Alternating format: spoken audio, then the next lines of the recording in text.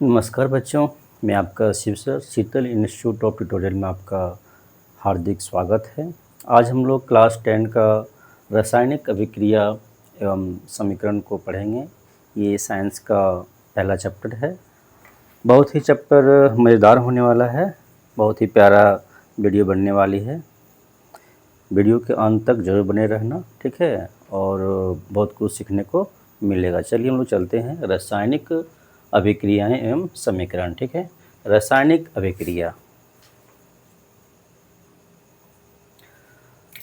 रासायनिक अभिक्रिया chemical reaction, जब दो या दो से अधिक पदार्थ मिलकर एक या अधिक नया पदार्थ बनाता है या एक पदार्थ टूटकर दो या अधिक पदार्थ बनाता है तो उसे रासायनिक अभिक्रिया कहते हैं। दो तरह का कंडीशन होगा। पहला कंडीशन क्या होगा कि दो पदार्थ मिलकर एक नया पदार्थ बनाएगा या एक पदार्थ टूटकर दो पदार्थ बनाएगा। हो सकता है दो से अधिक भी बनाए, ठीक है। तो इस तरह के अभिक्रिया को हम लोग रासायनिक अभिक्रिया कहते हैं। एग्जाम्पल है कि C+O2 कार्बन और ऑक्सीजन मिलकर बनाएगा कार्बन डाइऑक्साइड, ठीक है। फिर मैग्नीशियम और ऑक्सीजन मिलकर बनाएगा मैग्नीशियम ऑक्साइड, ओके। इसमें आते हैं एग्जाम्पल 3 में कैल्शियम कार्बोनेट CaCO3, इसको गर्म करेंगे तो CaO और CO2 बनेगा, ठीक है। उसी तरह AgCl सूर्य के प्रकाश में रखेंगे तो Ag और Cl2 में टूट जाएगा, ओके। स्क्रीनशॉट ले लीजिए। रासायनिक अभिक्रिया में होने वाले परिवर्तन, चार तरह के परिवर्तन होते हैं। एक रासायनिक अभिक्रिया में चार तरह के परिवर्तन होते हैं। पहला है अवस्था में परिवर्तन, दूसरा है रंग में परिवर्तन, तीसरा है गैस का उत्सर्जन, चौथा है तापमान में परिवर्तन, ठीक है। जैसे हम लोग कोयला को जलाएंगे, क्या करेंगे, कोयला को जलाएंगे, ठीक है। कोयला मतलब सी, जलाना मतलब उसमें O2 देना, ठीक है। तो क्या बनेगा, CO2 गैस बनेगा प्लस ऊर्जा बनेगा या उष्मा बोल सकते हैं, उष्मा बनेगा, ठीक है। और लास्ट में राख बचेगा। क्या बचेगा, राख। तो देखिए कार्बन कोयला ठोस था, क्या बन गया, गैस बन गया, ठीक है। अवस्था में परिवर्तन हो गया। रंग में परिवर्तन, काला था और धुआं भी काला सादा होता है और उष्मा जो है लाल बनेगा, ठीक है। गैस का उत्सर्जन, गैस तो बन ही रहा है, CO2 गैस बन ही रहा है। तापमान में परिवर्तन, तापमान भी जैसे कोयला है, कोयला तो तापमान इसका कम है, यानी ज़रा सा भी गर्म नहीं है, लेकिन जब इसको हम लोग जलाएंगे तो ये पूरा गर्म हो जाएगा, है कि नहीं, आग फेंकने लगेगा, ठीक है। तो तापमान में परिवर्तन होगा, ठीक है। तो एक रासायनिक अभिक्रिया में चार तरह के परिवर्तन होते हैं, अवस्था परिवर्तन, रंग परिवर्तन, गैस परिवर्तन और तापमान में परिवर्तन, ठीक है। स्क्रीनशॉट ले लीजिए। अब है शब्द समीकरण, ठीक है। जब किसी रासायनिक अभिक्रिया को शब्द के द्वारा दिखाया जाता है, जब किसी रासायनिक अभिक्रिया को शब्द के द्वारा दिखाया जाता है तो वह शब्द समीकरण कहलाता है। उसके बाद रासायनिक समीकरण, जब किसी रासायनिक अभिक्रिया को सूत्रों के द्वारा दिखाया जाता है तो उसे रासायनिक समीकरण कहते हैं। एक उदाहरण से हम लोग समझते हैं, ठीक है। आइए,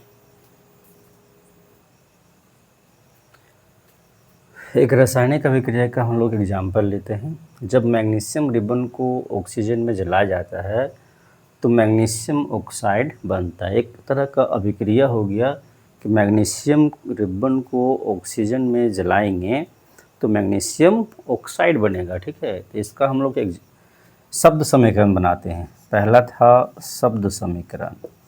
शब्द समीकरण क्या था कि इसको हम लोग शब्दों के द्वारा दिखाएंगे, ठीक है। तो क्या था, मैग्नीशियम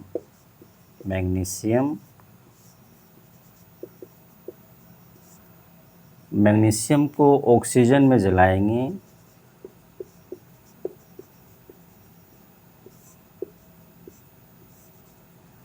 तो क्या बनेगा, मैग्नीशियम ऑक्साइड।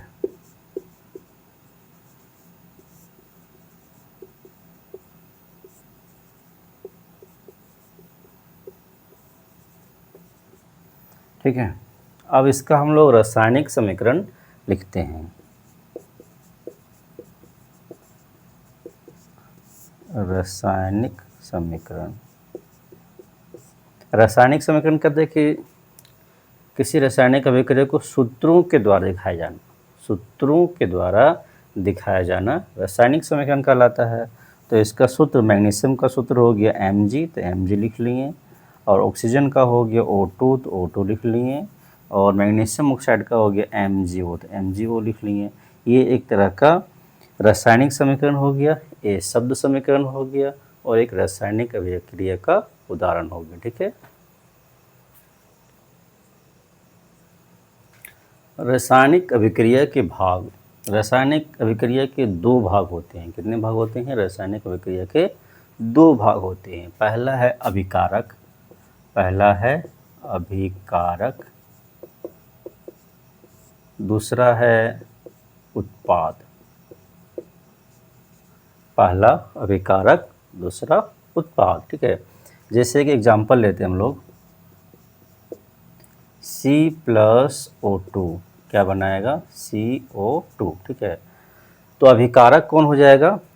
तीर है ये, तीर की बाईं ओर। ठीक है। तीर के बाईं ओर अभिकारक हो जाएगा, और तीर के दाहिनी ओर उत्पाद हो जाएगा। यानी ये वाला, ये जो हो जाएगा CO2, ये हो गया उत्पाद, और C और O2 दोनों हो गया अभिकारक। दोनों क्या हो गया? अभिकारक। यानी अभिकारक का डेफिनेशन हो जाएगा, परिभाषा हो जाएगा, अभिक्रिया में भाग लेने वाला पदार्थ। ये हो जाएगा अभिक्रिया में भाग लेने वाला पदार्थ। अभिक्रिया में भाग लेने वाला पदार्थ अभिकारक कहलाता है। ओके। उत्पाद, अभिक्रिया में बनने वाला पदार्थ।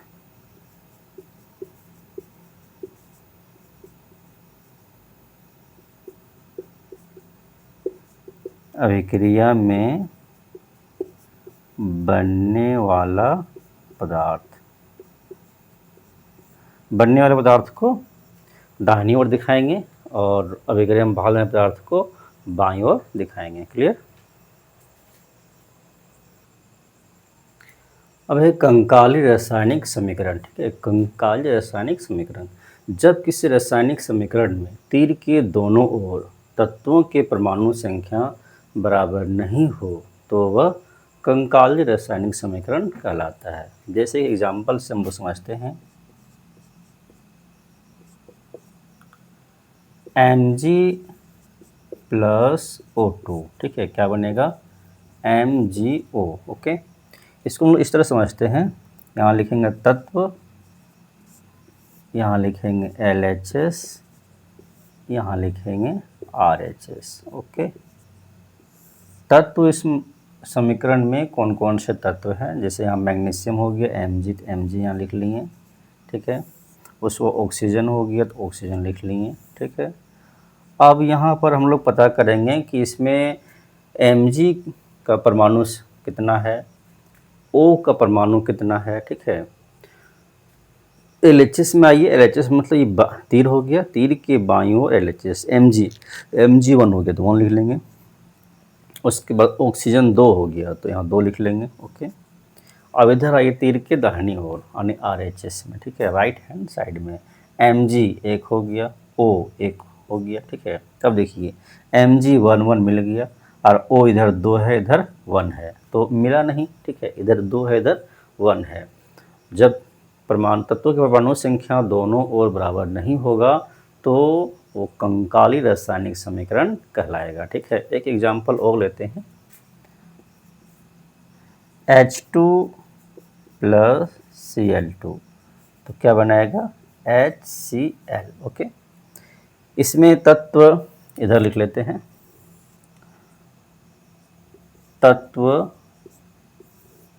LHS RHS। ओके। तत्व कौन हो गया? H, तो H लिख लिए। फिर कौन हो गया? Cl, तो Cl लिख लिए। ठीक है। अब बाईं ओर कितना है, 2 लिख लिए, और Cl कितना है, 2 लिख लिए। दाहिनी ओर जाएंगे, H कितना है, 1 लिख लिए। Cl कितना है, 1 लिख लिए। देखिए 2 और 1 बराबर नहीं हुआ, 2 और 1 बराबर नहीं हुआ। तो जब तीर के दोनों ओर तत्वों का परमाणु संख्या बराबर नहीं हो तो वो कंकाली रासायनिक समीकरण कहलाता है। ठीक है,